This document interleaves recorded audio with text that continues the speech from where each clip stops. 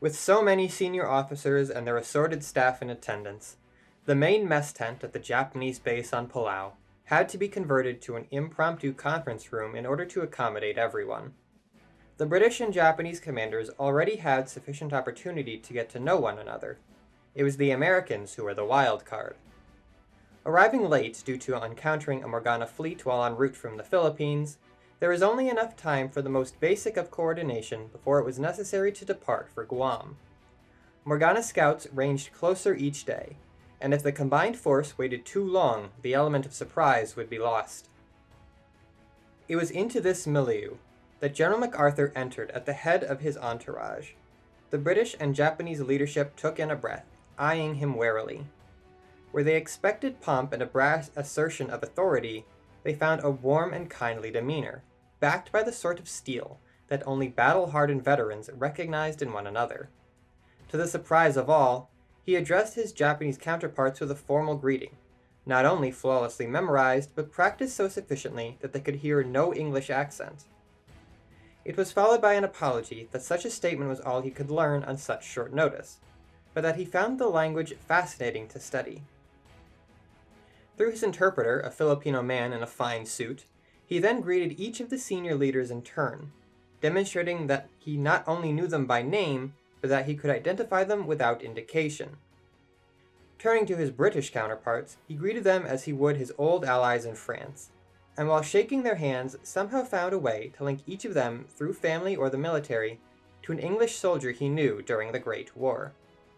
Within minutes, he stood in the middle of the long table opposite the Japanese and British at either end, no longer the center of attention due to his position, but the center of attention due to the genuine interest and curiosity of all present. "Well, gentlemen," he gestured widely to the room, "shall we get seated and begin?" The meeting went smoothly after that, given the lack of any sort of precedent for such coordination. Expecting a fight when it came to command of his ships in American waters, Admiral Yamamoto was presently surprised when, in front of the assembled group, the general instructed Rear Admiral Reed that he would be placed under Yamamoto's own command, as the Japanese represented the majority of naval forces as well as the senior-most leadership. When MacArthur then stated the need for him to hold overall command of the ground forces, both British and Japanese, due to Guam being American soil, the Admiral could not offer a substantial objection and pledged his subordinate commanders obedience.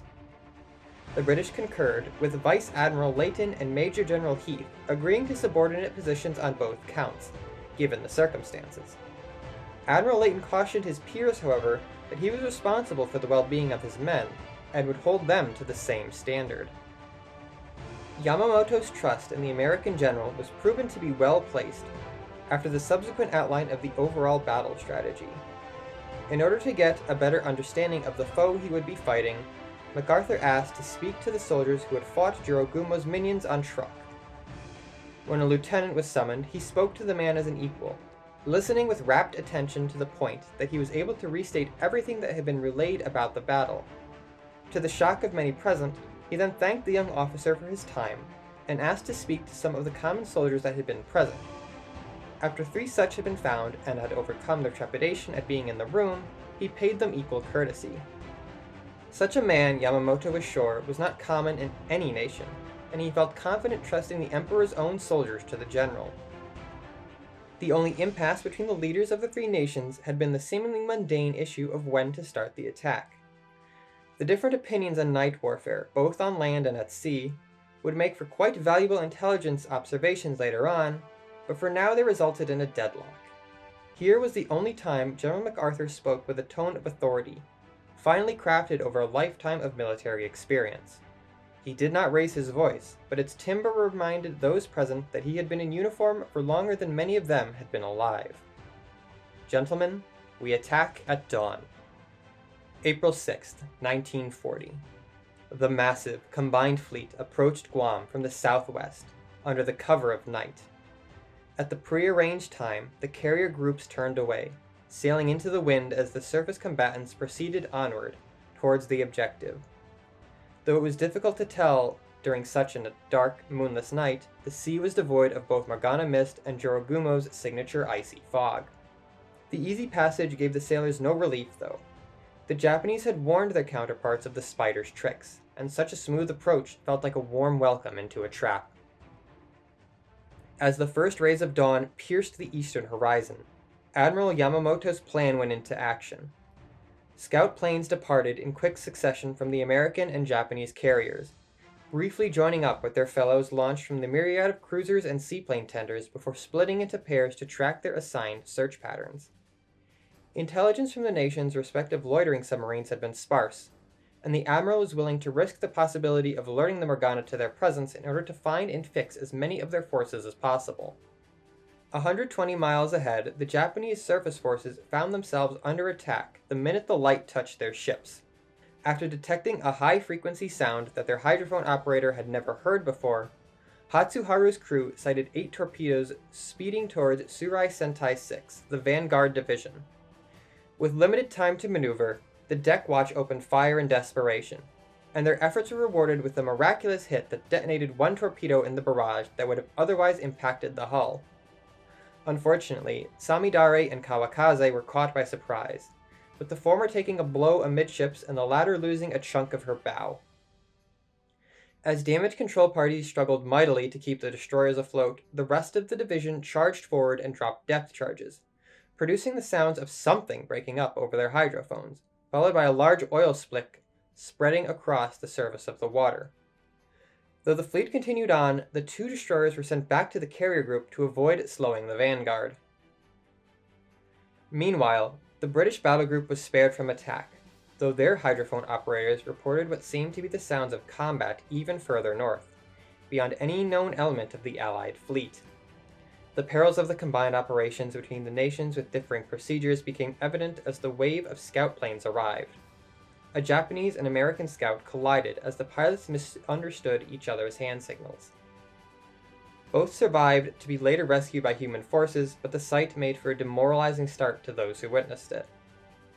The massive wave of scout aircraft proved worthwhile when an American seaplane located a large enemy surrounding a massive sea platform the Morgana had constructed to the south of Guam.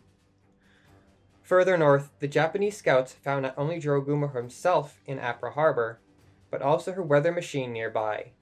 Strangely, the remaining waters between the combined fleet and Guam were much more devoid of Morgana than previous surveillance had indicated, though a sinking vanity just outside Apra Harbor indicated that the Allied submarine force might be responsible for the odd absence. Finally, before turning out on the rest of their planned routes, the scouting force confirmed that Guam's airbase was clear of Morgana fighters. With nothing rising to meet them all morning, the way was clear for the oncoming attacks from the Allies' carriers. After reviewing the scouting reports with his staff, Admiral Yamamoto sent orders from Akagi for Vice Admiral Shimizu to take Kongo and the Second Fleet to Apra Harbor to press the assault on Jorogumo. Meanwhile, the British fleet, US First Fleet, and IJN First Fleet would bring the combined heavy battleship divisions south to the Morgana platform, where scouts had reported an unbelievably large turret that held not 1, but 2 Treason-class guns. No relief of the stranded US and Japanese forces on the south side of Guam would be possible while the platform commanded the approaches. Executing a pre-arranged branch plan from the day before, Vice Admiral Layton detached Birmingham and the war dogs of the 21st Destroyer Flotilla to aid the IJN's push north. Despite the size of the Morgana forces to the south, the admirals had been wary of traps and selected Birmingham's group as an additional screen for Shimizu's force should a multi-front attack be pursued. As the second set of scouts pressed ahead of the 2 formations, wintry weather spontaneously began to appear over the island. Before being forced back by anti-aircraft fire from Jorogumo herself, one scout confirmed that the suspected building-sized weather machine near Apra Harbor was glowing with a wispy violet energy. Far to the south, one very angry Scot drew first blood on the Morgana platform with an improvised incendiary thrown from his seagull, which managed to smash into an open hatch on a dual-purpose turret. Flames danced behind the steel for a few quiet seconds before an explosion erupted from the magazine. His squadron mates recovered from their shock quickly enough to capitalize on the sudden drop in AA fire, pulling close enough to see multiple escort ships underneath the platform, emerging from what they hastily described as some kind of docks. Upon hearing this, the same Scot wheeled his plane around, miraculously dodging a hail of tracer rounds, and flew under the platform, narrowly missing the funnel of cowardice hiding well behind her fellows. She crashed on her deck, covering her ears with her hands, and screamed, "No, I'm not going out today!" Further secondary explosions followed the scout as he cleared the platform, rejoining with his fellows as they returned to the fleet. Before the platform disappeared from the gathering icy mist, the scouts recorded an unencoded Morse signal from the dazed confusion steaming in a circle to the west of the platform. "Do you see torpedo boats?" From amid the combined carrier division composed of elements from the three fleets, Lexington and Saratoga shared the same enthusiastic grin with the bells of the Kido Butai, as they all launched their first wave of airstrikes with Eagle against the Morgana platform. Almost as one, dozens of aircraft leaped off their decks and joined together in formation, struggling against the gathering wintry bluster on the way to their targets. Eagle's swordfish arrived first, hiding low in the gathering mist to arrive unscathed at their target. They sent 9 torpedoes into a hapless Paranoia, cutting her in half with a subsequent magazine detonation. One pilot, as he banked hard over the ship, heard the Morgana yell angrily, "I knew this was going to happen!" Dive bombers from the American carriers were less fortunate. Though they were able to plant a dozen bombs onto another Paranoia, the low ceilings complicated their maneuvers. Blinded by the mist on the pull-up after their run, 2 collided, sending flaming wreckage into the sinking Morgana. As the attackers attempted to escape, the Morgana fleet exacted its vengeance. Held at far too low an altitude due to the encroaching icy fog, the formations suffered heavy losses from the escort's AA guns. 10 American and 6 British aircraft were sent into the waters by the Morgana. Struggling through the weather, a wave of Japanese dive and torpedo bombers emerged from the clouds in close formation due to the poor visibility en route. Hemmed in by low ceilings, both the dive and torpedo bombers executed the first attack on a Vanity almost completely missed the battleship. Only one bomb impacted the Morgana, though stray torpedoes managed to sink a Dismay and damage a Cowardice. Seeing the mistakes of the lead echelon, the Akagi's attackers successfully sunk a Sedition behind her, though they lost 7 planes in the attack. As the US First Fleet proceeded toward the platform, a division of fires tore out of the mist and streaked towards the formation at speeds never before seen from warships. One was traveling so quickly, her bow raised out of the water, for the uneven seas sent her careening into an unrecoverable list.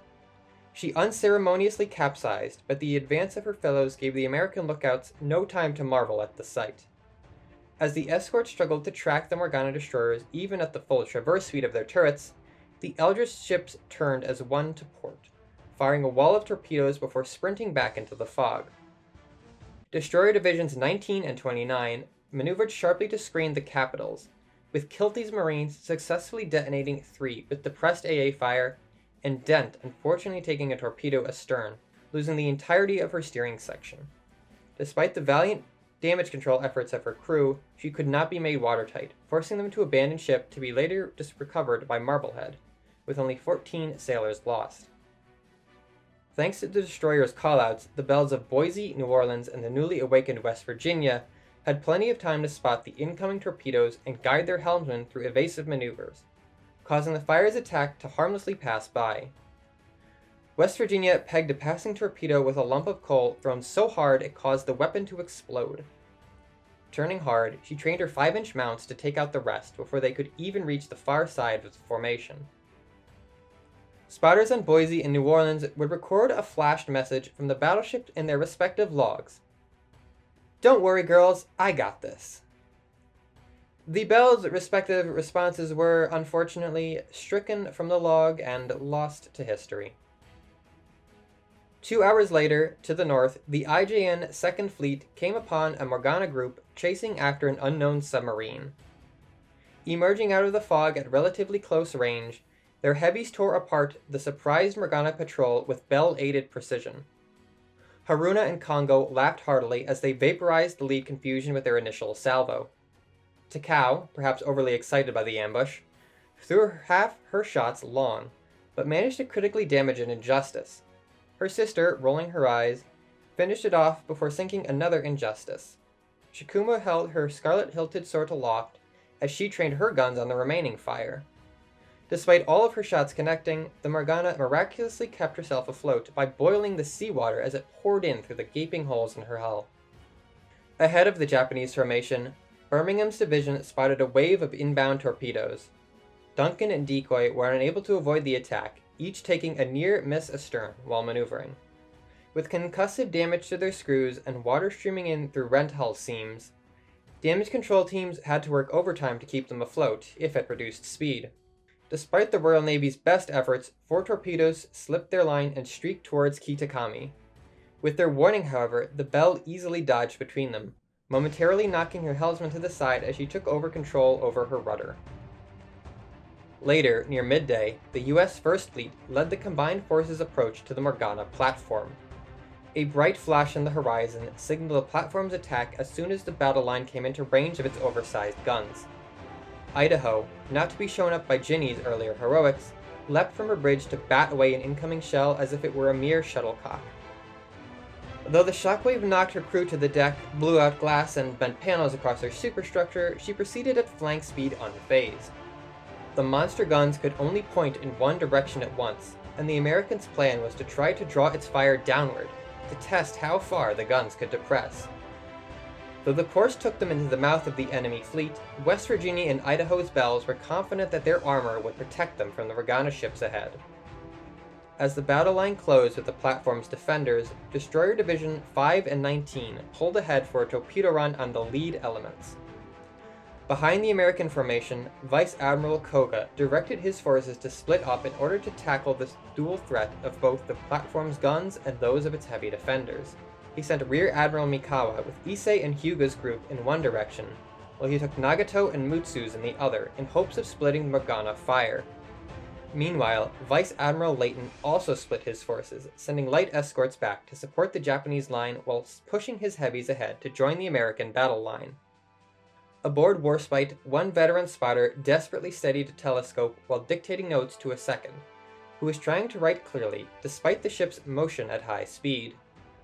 Picking out what might be the director towers on a strange Morgana structure, he relayed that information to the bridge and onto the rest of the fleet. Withering fire from Morgana cruisers forced back 4 of the American destroyers from their torpedo runs.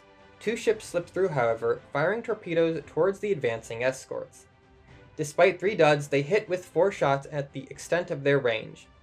Downs snapped the keel of an Injustice with 2 hits amidship, while Rathburn blew the bow off a fire and punched a hole in the side of a Confusion.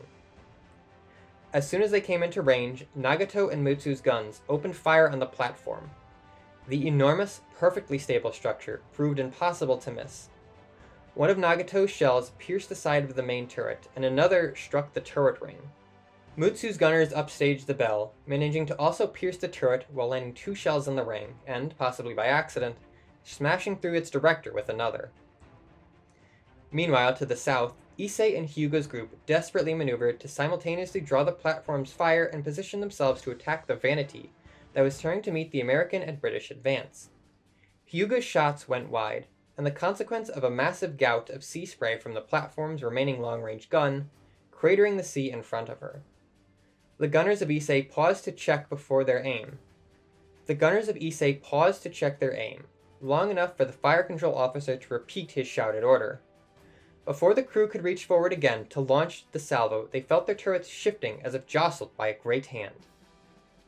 On the bow of the ship, heedless of the cutting, icy wind and blasts of sea spray, a long-haired woman in a brilliant gilded kimono snapped a fiery fan at the horizon.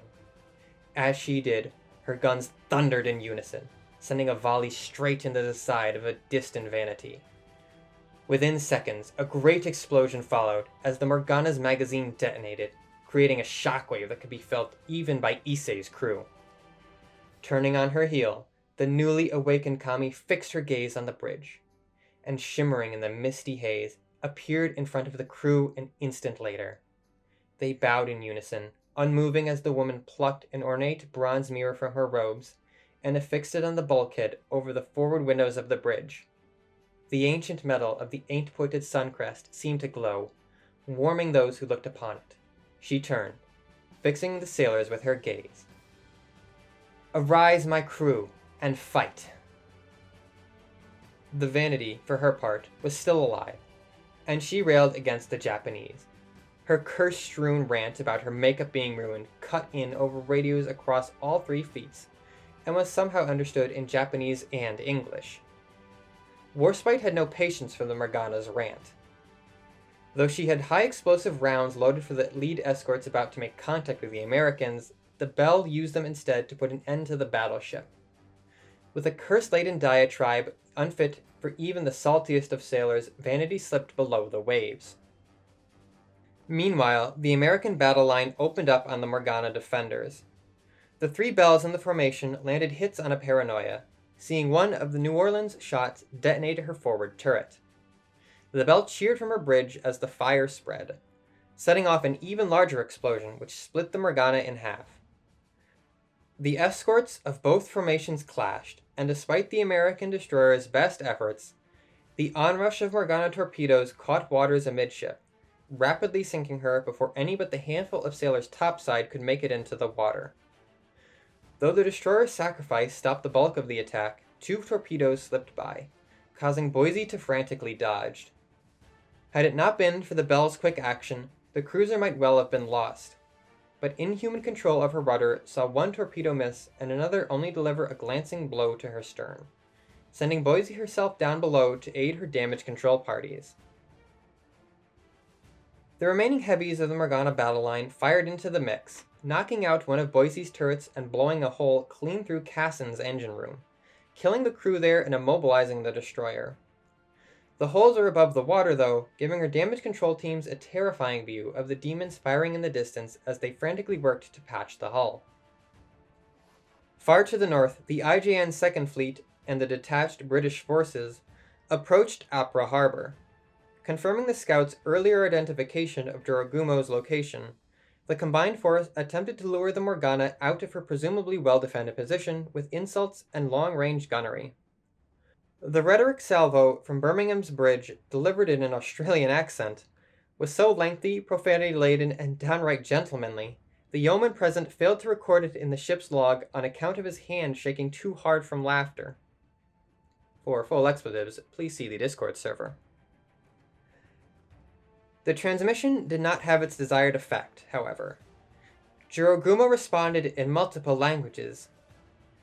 "If you want to fight so badly, come and get me, you English dog. Mind you don't hit the weather machine. I've got a little surprise brewing for you." Where diplomacy failed, gunfire followed, but before the fleet could follow up their words with shells, a spotter on Congo noticed movement to the aft of the ship. A Vanity hull, earlier reported to be sinking, seemed to snap upright in the water, and after it shimmered in the distance, revealed itself to be none other than Jorogumo. The Morgana opened fire. Looking back, where Jorogumo had been, all the lookout could see was a sabotage. The fleet's guns were already trained on the sabotage, though, and the lookout's warning came after they fired. The Lower Morgana was pummeled by the combined fire of the Japanese and the Royal Navy, though she remained in action. HMS Delight scored a lucky hit, knocking out one of her turrets. Leveling her rifles at the escorts, the sabotage landed a shell amidship on HMS Duchess, starting a fire and setting her adrift without power. She also punched a hole through HMS Defender's bow, sending one of her anchors into the reef. Chikuma weathered minor damage from 2 impacts, inadvertently shielding Kuma behind her. As Congo's fleet rapidly turned to address Jorogumo, the carrier's second wave of attacks reached the Morgana platform south of Guam. Vindicators from Saratoga rolled in on the defending fleet, sending one bomb straight down a Cowardice's smokestack to blow a hole in her keel, and crippling a Dismay, who was then finished off by a Japanese destroyer division. Meanwhile, Akagi's bombers had no problems sinking the immobile platform, scoring hits across the strange Morgana structure. One group of bombs set off a massive explosion that shook the foundations of the rig and caused its power to flicker twice before going out. Escorting Zeros, finding no remaining Morgana fighters, dove low in an attempt to strafe the platform but were driven off by a hail of anti-aircraft fire. Approaching unspotted from the other side, Saratoga's Buffaloes exacted revenge for the Japanese fighters by strafing the escort's AA guns, setting fires across the Morgana destroyer divisions. Taking advantage of the chaos caused by the airstrikes, West Virginia rallied the Bells across the 3 battle lines and concentrated their fire on the platform's supports.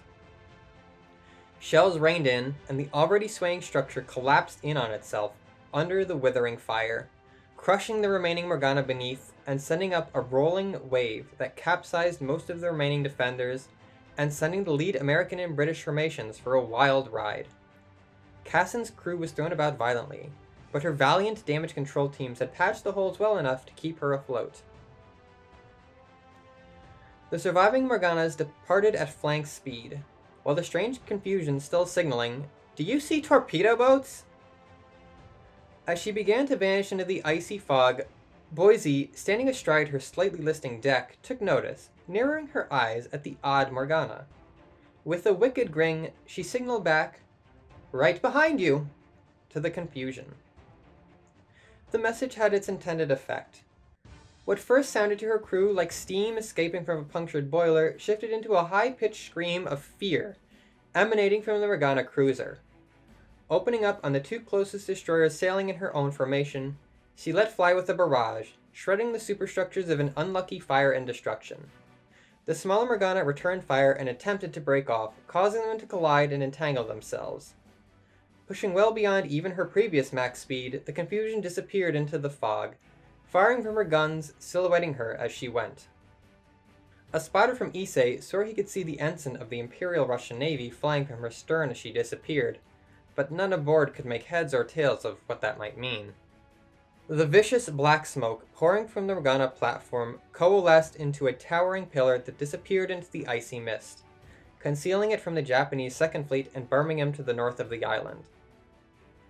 There, the human forces rapidly reorganized to deal with the twin threats of a newly revealed Jorogumo and her weather machine that sat idling in Apra Harbor. The Americans had warned them of the device's destructive potential, and by all accounts, this one was an order of magnitude larger than the machine that had been recovered in Puerto Rico. Vice Admiral Shimizu sent Atago's cruiser group in the British formation after Jorogumo, while his heavy formation suppressed the sabotage to support a destroyer charge into the harbor. Whatever was happening with the weather machine, it had to be stopped as quickly as possible. Duchess, her power miraculously returning to the surprise of her engineers, pushed to rejoin her division. As Kuchikutai 6 and 13 sailed into the harbor mouth, 5 Morgana destroyers emerged from covered piers at the opposite end, turning hard to fire torpedoes immediately. Pinned on either side by the confining reef and the shallow water, the Japanese destroyers had no room to evade. Before her crew even registered the threat, Fubuki waved her hand, firing into the water and destroying 2 torpedoes that had been heading her way. The other Bells weren't as fast, and the rest of the formation was cut down by the surprise attack. Shirayuki took the brunt of the assault, with 3 torpedoes striking her magazine and sending the ship up in a brilliant flash of light that embedded shrapnel from her hull into Fubuki and Hatsuyuki. A near miss from another torpedo concussed Hatsuyuki's hull, sending her damage control teams down to handle the flooding. Akatsuki and Inazuma suffered similar fates, though the former's bell was seen jumping down on a torpedo's motor before it hit, sending the weapon skipping through the air where it detonated and blew a hole in the side of the ship, well above the waterline. Inazuma's hull was torn open at the bow, and only her proximity to the north reef wall of the harbor allowed her captain to ground her before she sank. Her gunners remained narrowly focused on the attacking destroyers, even as the captain ordered full power from the engines to push her into the sand. Static buildup in her turrets stood the hair of her gun crews on edge as they moved in perfect harmony, despite the ship's violent shaking, reloading and firing round after round into one of the attacking Morgana. When the smoke cleared, a fire had been perforated bow to stern, and electricity arced between the exposed metal. On Inazuma's deck, a small girl in a blinding yellow kimono appeared atop her torpedo tubes as they fired on the stricken vessel, taking revenge for the fallen Shirayuki. One long lance failed to launch on account of the ship's violent shaking as it was grounded, and only the new Bell's quick action to physically throw the torpedo into the air saved much of the crew from further catastrophe. Fubuki pressed the attack, turning in front of the formation to drop a full spread of torpedoes at the attacking destroyers as she fired relentlessly with her guns, sending one fire careening into another. One Morgana clawed at the others as her sinking hull began dragging her sister down. Continued fire from the Belle sent both under the water. From behind their destroyer screen, Kuma and Kitakami opened up when the smoke cleared. The Belle's firing line was obscured by a maneuvering Inazuma, but Kuma's crew made up for it by scoring hits on another fire's torpedo tube, sending the Morgana to the bottom with a resounding explosion. As Inazuma was grounded, Kitakami finally saw her opening, and, turning slightly to clear her turrets, directed fire to sink the final Morgana destroyer. Angered at the plight of their escorts, Haruna and Kongo stood atop their bows, directing their turrets onto the sabotage as the battlecruiser swept her secondaries toward the destroyers. Before she could fire, 14-inch shells crashed down into her hull, one piercing the Morgana's avatar where she stood and embedding itself deep within her aft magazine. The heat from the explosion cleared out the icy mist across half the harbor. To the northwest, Birmingham and her escorts charged Jorogumo, forcing the Morgana to turn to avoid a torpedo spread. The group positioned her hull perfectly for an impressive salve from Birmingham that scored hits across her hull and superstructure. A follow-up torpedo barrage from Duchess and her squadron slammed home, leaving the Morgana listing to port as she was raked by the fire from the D-class formation.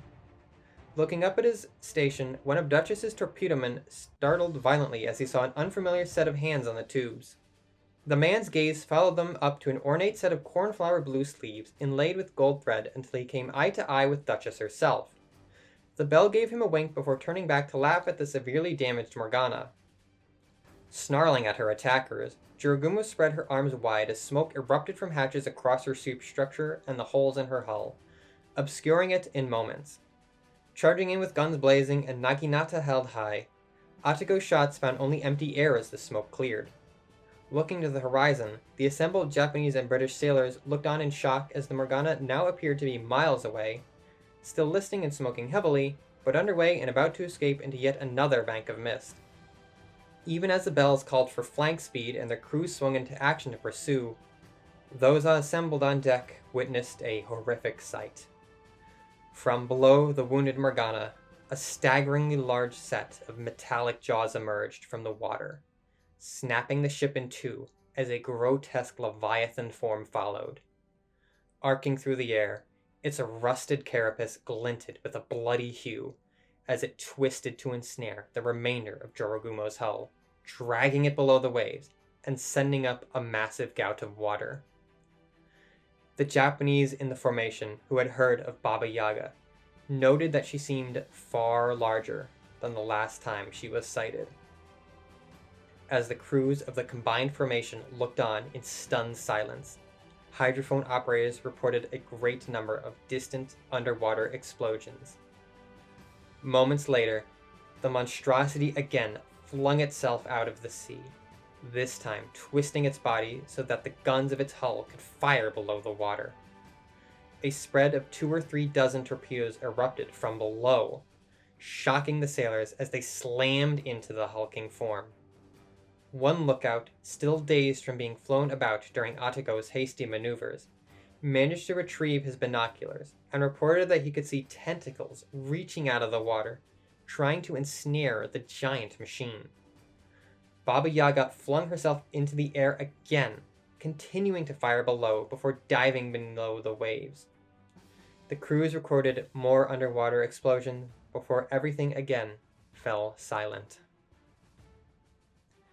The Bells and their crew merely looked at each other in stunned silence before turning back towards Guam. With avenues cleared for the troop ships to approach, Admirals Koga and Shimizu conferred with Admiral Yamamoto over radio, and after receiving approval from General MacArthur, signaled to the amphibious forces to advance. Full details are again available on the Discord server. With Jorogumo's apparent death, the weather began to clear, but only in some areas. The strange building in Opera Harbor still seemed to be active. As the fog started to lift around the smoldering Morgana platform, it became clear that not all the Eldritch vessels had followed the odd confusion away to the south. From the remains of what now seemed to be a Morgana dockyard beneath the platform, Amalis clawed her way through the debris, using her bow to push aside burning steel and emerge with guns firing. From the far side of the structure, previously hidden by the fog, a squadron of dismays, 2 divisions of injustices, and a division of cowardices emerged. Vice Admiral Koga, furious at the hidden Morgana for making a liar out of him, ordered the previously dispersed force to come together in a pincer. The American battle line, already at the front of the fleet, met the Morgana head-on. Caught out of position as they were maneuvering to avoid falling wreckage from the platform's massive guns, Destroyer Divisions 5 and 29 took the initial salvo from the emerging Malice, resulting in significant damage to Kennison's hull and the superstructures of Reed and Crane. The Malice, frothing at the mouth and singularly focused on the American destroyers, did not see Sydney, Dorsetshire, and Stuart emerge from the fog, knocking aside flaming wreckage to deliver simultaneous blows over the tops of the American escorts at nearly point-blank range. The shells impacted the Morgana, shredding her internals and pinning her in place as the platform continued to collapse upon her. The British and American escorts had to maneuver expeditiously to avoid the same fate, all taking damage from semi-submerged and falling debris before escaping south to open water. Meanwhile, the American and British battle lines merged, turning to the north around the platform to avoid the same fate as some of their escorts. Using the debris to shield themselves from potential torpedoes, the battleships opened up on the Morgana cruisers, trading shells across open water at furious pace. Pressing ahead, Idaho grinned wickedly as her armor turned aside desperate shots from the cowardices, and while she and Chicago would need to buff out some dents, the return fire sank 3 and drove the last one to flight. Malaya, at the south end of the line, received the same attention from the dismays who were maneuvering to find cover behind the falling remains of the platform. Their shells proved no match for her plates, and in a dazzling display of gunnery, Malaya's crew managed to score hits on 2 separate ships in a single volley, a record that would be later celebrated with much toasting. Though the remaining Morgana escorts attempted to run to the east, the arrival of the 2 Japanese battleship elements from the far side of each flank created a field of fire from which there was almost no escape. Shells rained everywhere, and it was only the destroyer's relative speed and maneuverability that allowed a small fraction to get away.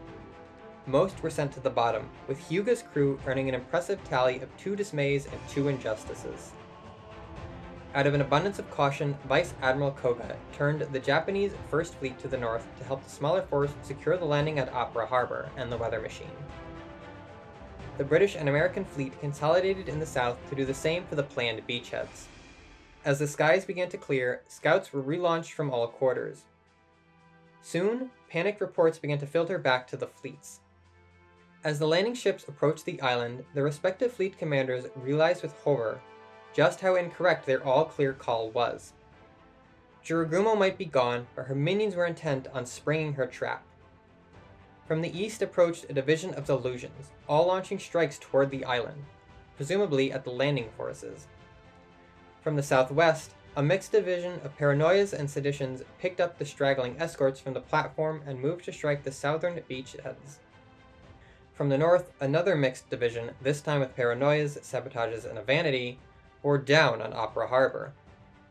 Lexington and Saratoga ran about their decks, helping the crews scramble aircraft, while the airborne scouts did their best to dogfight Delusion's aircraft and lay down smoke screens to cover the landing fleet. It was a bloody affair, but the valiant pilots bought enough time for the US fighters to arrive and start carving through the Morgana formations. Meanwhile, Saratoga's Vindicators and Devastators arrived nearly unopposed at the formation of Delusions.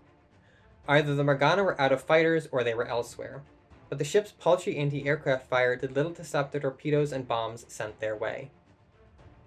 All but one of the Delusions were either set ablaze or rendered immobile by the Americans, making them easy pickings for Eagle's Swordfish, who arrived right behind them, sending nearly every torpedo they had into 2 separate Morgana carriers, sinking them.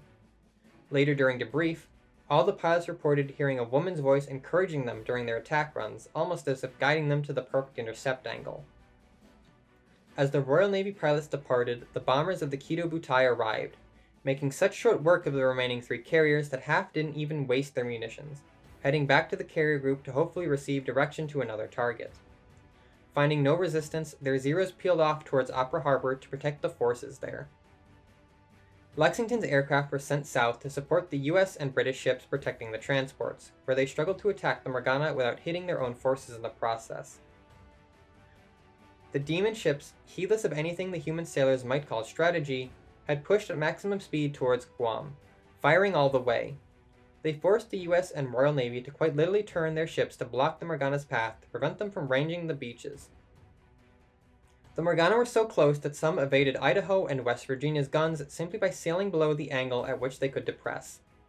In multiple cases, where one ship happened to collide with another, US captains had to direct their crews not to board the Morgana vessels as small arms fire was exchanged amid the use of anti-aircraft batteries to rake opposing decks.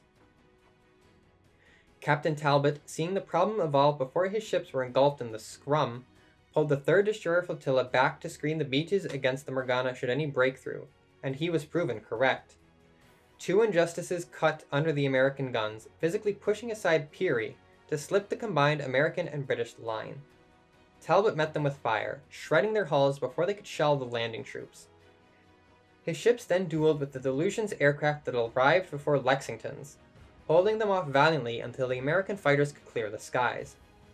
General MacArthur, watching from a nearby fighting position, later called it one of the finest displays of fighting spirit he'd ever seen, when he personally thanked the man. Portland created a break in the maelstrom when her captain pushed to flank speed to block a spread of torpedoes fired at West Virginia from point-blank range by a sedition. As explosions rocked her keel, the ship was enveloped in light that was becoming familiar to US sailors, disappearing and leaving a momentary depression in the ocean where she had been floating. Listing dangerously into the hole left by Portland, Ginny struggled to keep herself upright. Noticing that the swell had pitched her guns far lower than normal, she laughed as she let loose a 16-inch broadside more appropriate to the age of sail into the Morgana battlecruiser. The sedition crumpled in on herself, rapidly filling the water and dragging the depression even lower as she sank. The literal break in the action gave the US and British sailors room to maneuver and allowed Malaya and the rest of the combined battle line to cut down the remaining Morgana in quick succession. They had never seen such a brutal encounter, and while some ships had to be physically disentangled after the fight and cleaned of Morgana ichor, their bravery carried the day. Nearly 6,000 miles away, Portland alighted softly on a sandbar in Hayden Bay near her namesake, severely battered but holding together. Atop her bow stood a brown-haired woman in long pigtails, wearing a bonnet and a pioneer's dress. She staggered as she moved to greet her crew, but she smiled brightly. Unable to expend most of their ordnance due to the absolute melee they encountered, Lexington's strike group returned to the ship, uniting with the Kagi's aircraft along the way. While en route, they found a small group of Avarices and Calamities inbound to the carrier group. With a few impromptu hand signals to the Japanese, they were able to get rid of their spare bombs and torpedoes, stopping the sneak attack at the cost of only some scratched paint and a few fuselage holes. One pilot later related that it was like shooting fish in a barrel, except the fish can shoot back. Meanwhile, the Japanese First Fleet barely caught up with the Second in time to defend Opera Harbor from the oncoming Morgana group. The Paranoias led, followed by the sabotages, while the Vanity drifted almost lazily as she readied her guns to shell the landing zones. Atago and Ashigara rejoined at flank speed, their bells rallying their respective escorts into a spearhead in an attempt to blunt the Morgana advance before they began firing on the transports and landing craft. Directing what would otherwise have been extremely difficult shots at that speed enclosure, they sent wave after wave of explosions into the Morgana cruisers and battlecruisers, bringing them down to a crawl through nothing more than simple weight of fire. The American way, as Ashigara would later say while entertaining said Americans. Crippled, the Morgana were easy prey for the long lances of the Bell's vanguard. Nagato led the long-range fire against the Vanity who had pulled back, attempting to create space to allow her to bypass the Japanese formation and attack the beach directly with her rifles. With the combined weight of nearly all of Japan's battleships, it was only a matter of time before the lone Morgana's turrets were left in ruin and her decks were perforated down to the keel. Nevertheless, she continued firing to the last, managing to land a couple shells around the mouth of the harbor. The fight inside the harbor was a different story. With the recombined Japanese fleet charging north to intercept the heavy Morgana element, only Birmingham and the war dogs of the 21st Destroyer Flotilla remained to guard the Shinshu Maru, who was delivering troops, and the beached Inazuma. Out of the heavens poured the preponderance of the Delusion's strike aircraft, which must have been diverted north after being spotted by the scouts to evade detection over the island. The Japanese carrier forces had tracked across the island, and were now only just arriving after having dealt with the Morgana carriers, giving the enemy aircraft precious few uncontested minutes to wreak havoc. Inazuma didn't hesitate, and helped her wounded crew turn her remaining guns skyward to unleash a torrent of lead against the oncoming aircraft. With a battle cry heard across the island, an armored warrior materialized in a burst of light aboard Shinshu Maru, seemingly sweeping the sky clear with her sword and spear alone, though close observers could see she was directing the anti-air and small arms fire of her sailors and embarked marines. The war dogs joined the fight, lighting up the sky in a dazzling and terrifying display, as Morgana planes erupted in flame, equally liking to crash into the water as they were into a ship or the troops ashore.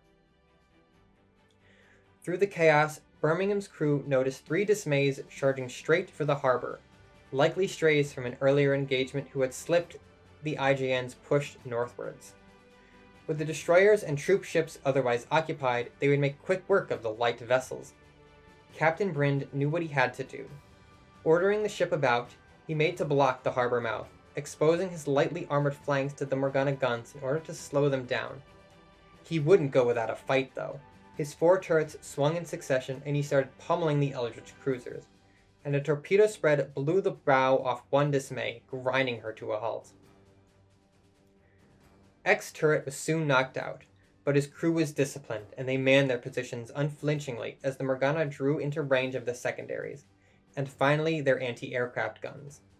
Only then did the war dogs notice the plight of their leader, and before they could react, very long-range fire streaked in from over the horizon, slamming into Birmingham amidships. The cruiser vanished in a bright light, revealing 2 critically damaged and 1 sinking dismay behind it. A brief torpedo volley from the dogs finished them off, but their sailors were left wondering what happened to the British warship. Early morning beachcombers at Sudbrook were greeted by a very strange sight: a Royal Navy cruiser half settled into the sand of what would mark high tide. Out of some very large holes in the side of the hull climbed sailors who had seen better days but were still alive. On the bridge, a woman in a white dress stood next to her captain, as the dawn's rays glinted off a golden crown. At Guam, the afternoon air continued to clear as the naval guns finally fell silent. Over the water, though, the sounds of battle ashore continued. The day was not over yet.